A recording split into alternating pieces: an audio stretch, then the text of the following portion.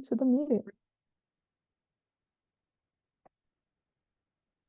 It's about 8:05, so we'll just start now.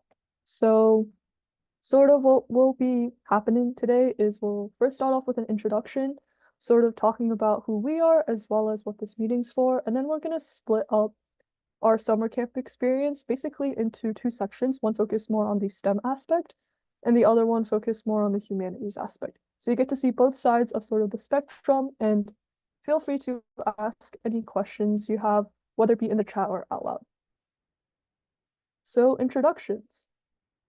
What is this meeting for? So we hope to share our experiences to hopefully reduce your stress when applying for summer camps. And of course, everybody's experience is different, so take our advice with a grain of salt. And it might not work for you, it might, but just be open to whatever we share, and hopefully something good will turn out of it. So hello, you guys probably know me. I'm Angelina. So far, I've taken 10 APs, one of them being self-studied in ninth grade, because you can't take APs or an AP class in ninth grade. By the end of senior year, I would have taken 17 APs. And here are just some of the clubs um I'm in. You guys, if you know me, you probably know me from speech and debate because I did win states this year and got like a scholarship. So if that's where you've heard my name, that's probably where you've heard it from. But outside of that, I do a lot of other things, both STEM and I would say humanities, such as Science Olympiad, Math Club, as well as peer leaders. Yeah, hi, I'm Mason. So, my classes, um, well, I've taken seven up to junior year, but I should have actually 12 by the end of senior year. And the clubs I'm involved in are public speaking club and the global diplomacy or impact club this year, which I helped found. I'm also in varsity cross country and track. And when I was doing music, I was in the Excel ensemble. Okay, so I'm gonna start first with the math slash STEM section, but mostly math because that's mostly what I applied to this year. So how I sort of break down what to apply to is I separate it into three levels.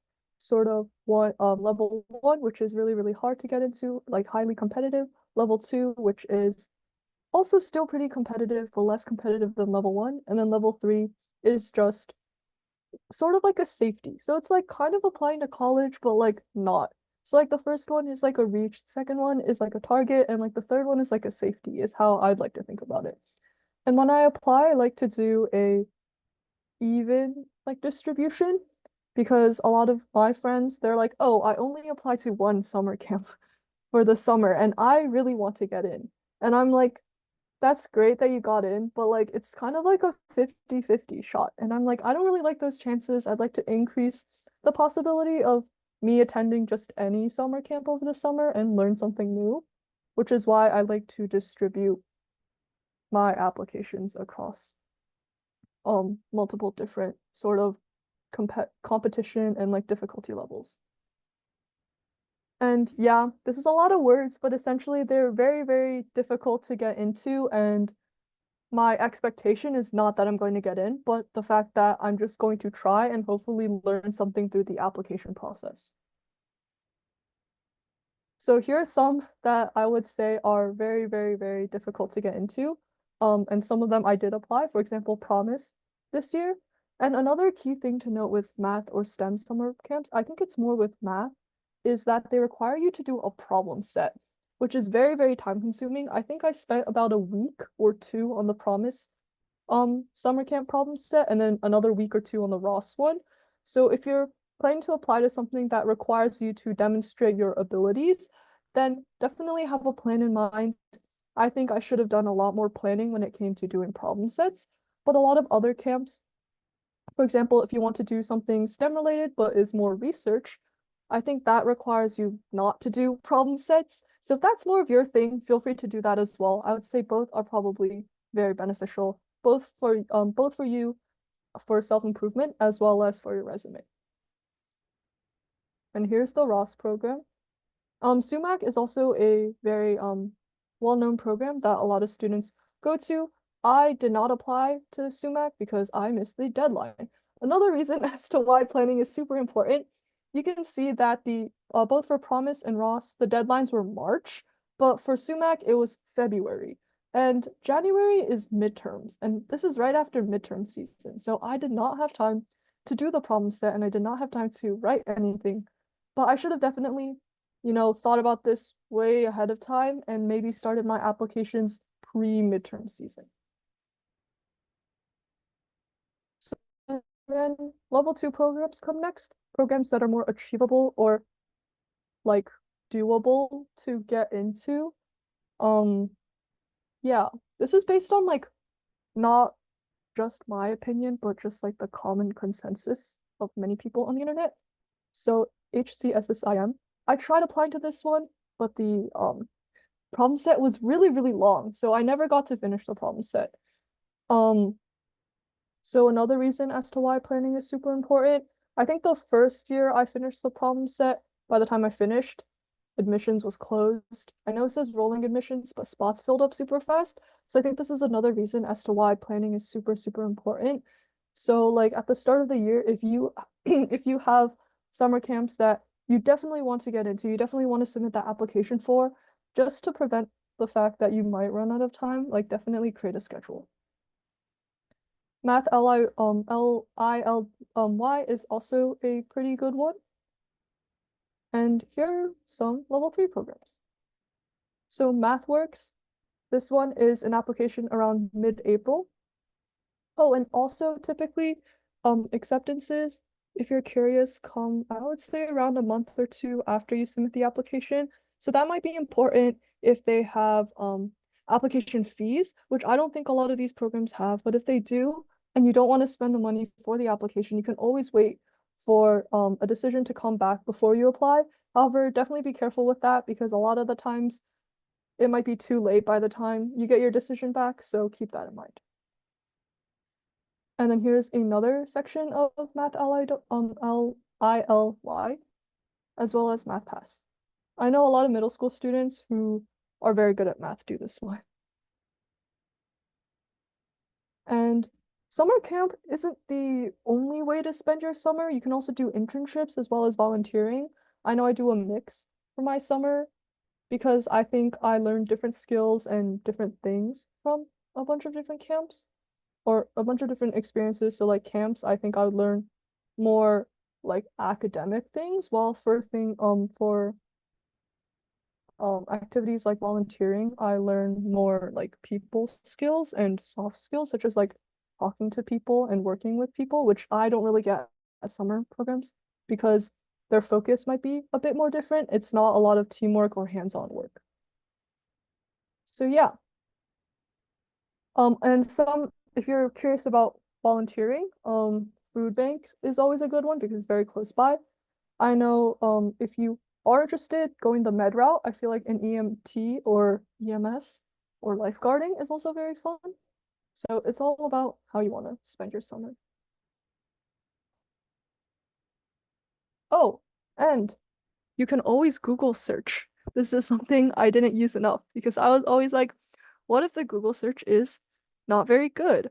And I feel like if you Google search across like a lot of websites, you'll definitely find a consensus somewhere. So if you look up free summer camps or good summer camps, there will be a lot of them, and you can just shoot your shot because you never know. A lot of the people I talk to who end up going to really prestigious summer programs always tell me like, oh, I never thought I'd get in, but I did. So I was like, yes, that's like the mindset I feel like everyone should have when it comes to applying to things.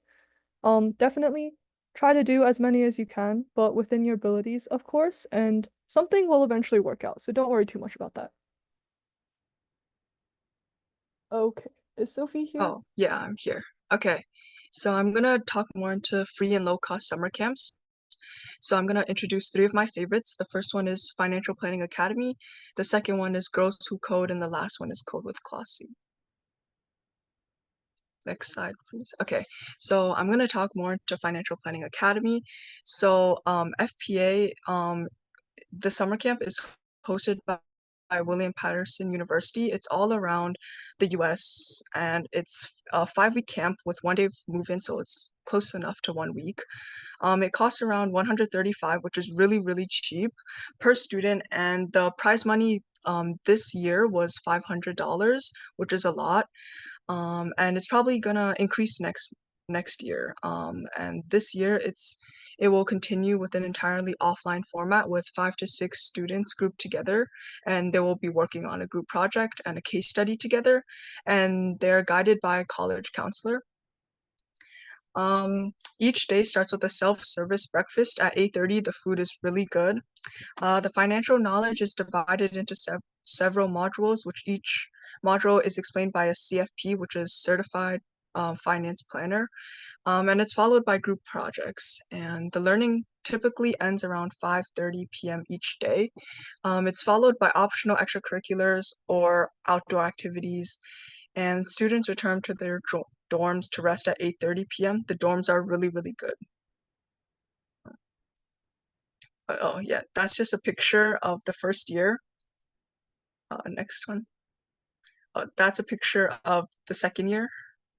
And next slide. Oh yeah, so at this camp, you guys will learn like how to eat business, like have business etiquette dinners, which is really, really cool. There's actually someone who's like professionally trained in this topic, and she just teaches you how to eat professionally in 2 different ways. I think it's like continental and like American, and the food's really, really good. So highly recommend. That is one of our professors. Her name is Leslie. She comes here, I think, every year, and she stays for 2 to 3 days. She helps you with your projects. She helps teaches, and she's really, really helpful, and she's super smart. So, okay, the next one is Girls Who Code.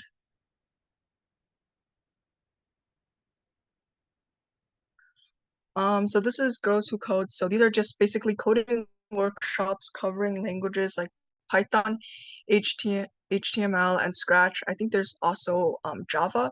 And basically you do projects, project-based learning opportunities to apply coding skills. And it's really great. They have videos guiding you along. And you get mentorship from industry professionals and college students. They explain every single topic really clearly. And there's sessions on cybersecurity, AI, and other tech-related topics. There's also field trips to tech companies or guest speaker sessions, and you get to collaborate with peers on group projects. And basically, the whole point of this camp is to learn more and focus on building confidence, leadership skills, and a supportive community. And it's also a free program, so and you also have opportunities for networking and exploring career paths in tech.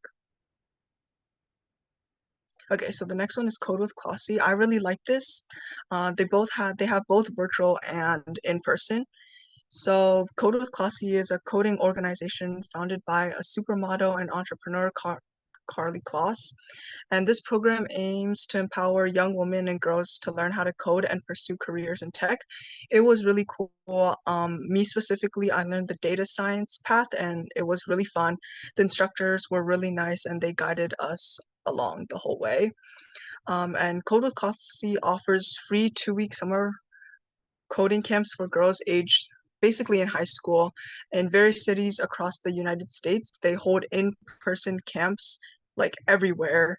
And participants receive instruction in programming languages such as HTML, CSS, SQL, JavaScript, Python, basically like a lot of coding languages.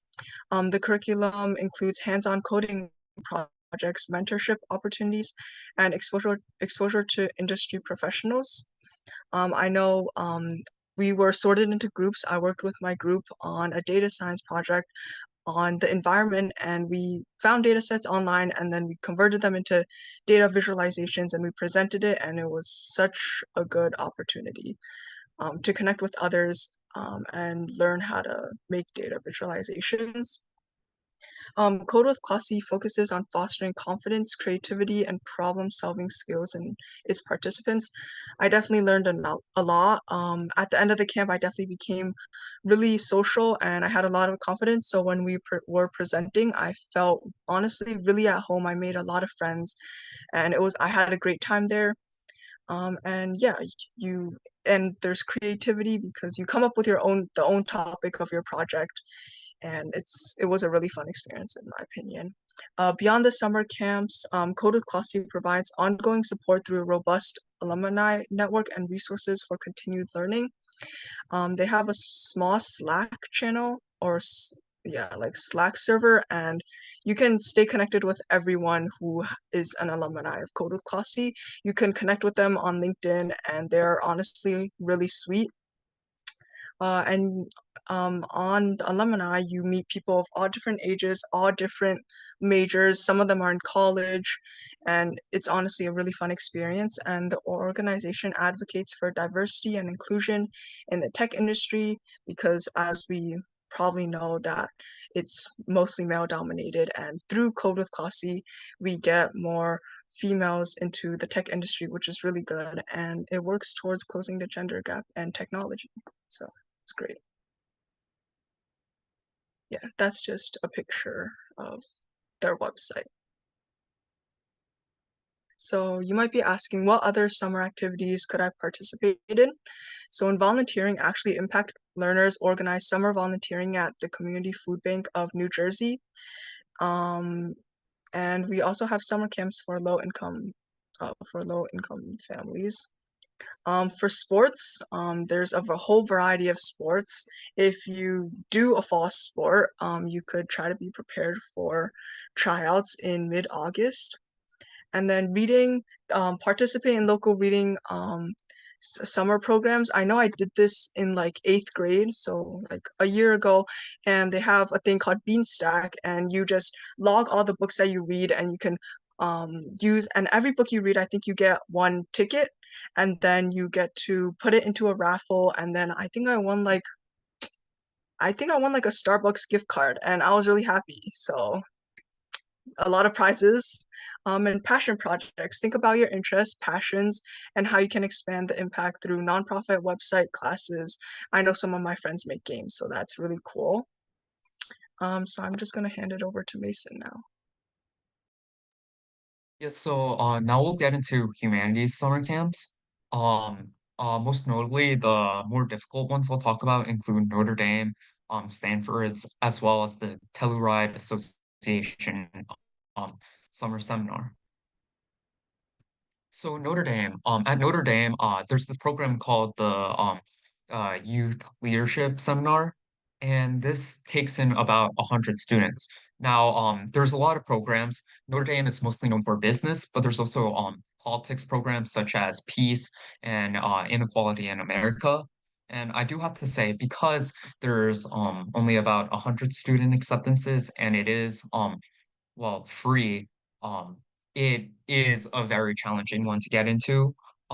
Maybe on the math program scale, it would probably be like a level 1 program.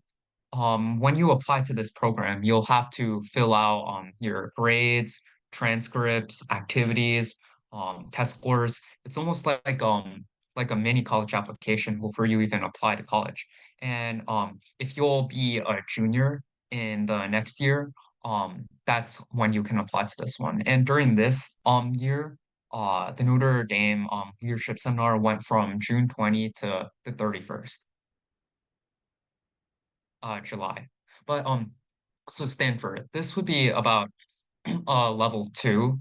So at Stanford, there's this institute called this Stanford Summer Humanities Institute. It's kind of like a sibling of SUMAC, Stanford's math summer program. And it's a bit less selective, but it is still selective, but it isn't free. It does cost quite a bit. There's programs in revolutions, philosophy, the Enlightenment, just politics in general. And for people who will be sophomores and juniors next year, they will be able to apply to this one. This is also like Notre Dame. You have to fill out just all your activities, all your grades, etc. And this one you can actually record a video of yourself as well. And as both of these programs, Notre Dame and Stanford, you will have to write a couple essays.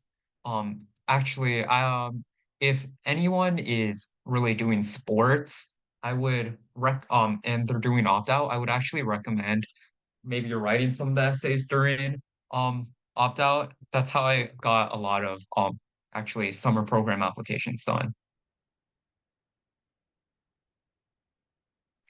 The next one is Telluride.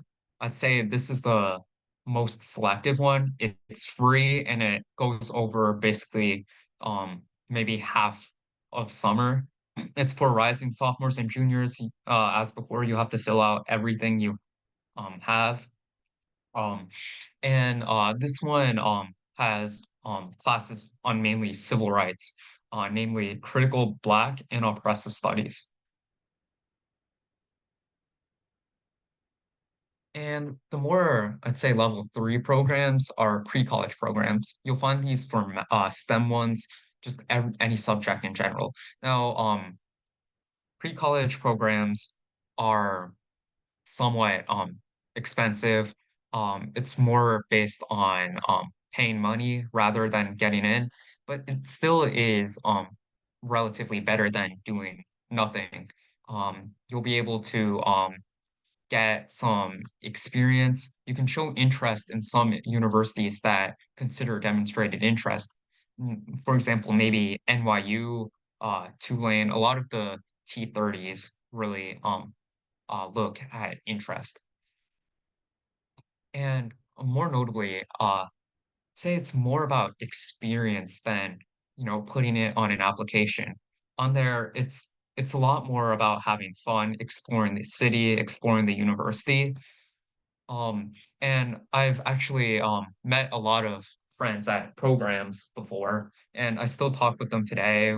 We're keeping each other notified about decisions, just everything. And yeah, the big idea about pre-college programs for the humanities is that they can be enriching, you can show interest, but mostly it's just for experience. It doesn't add too much to an application, but it is really fun.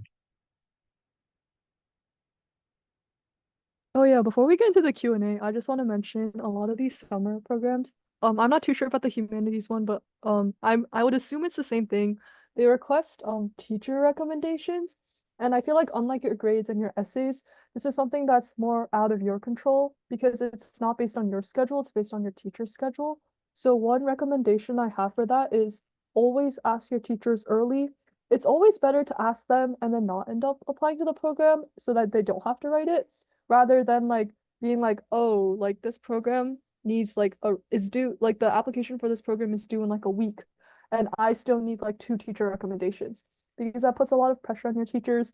Unfortunately, I was put in that spot multiple times because of not good planning and not asking my teachers early. So definitely, yeah, ask your teachers early. Preferably maybe even as early as October or November if you have summer programs in mind by then. And then I guess with that, we'll open the floor up to Q&A.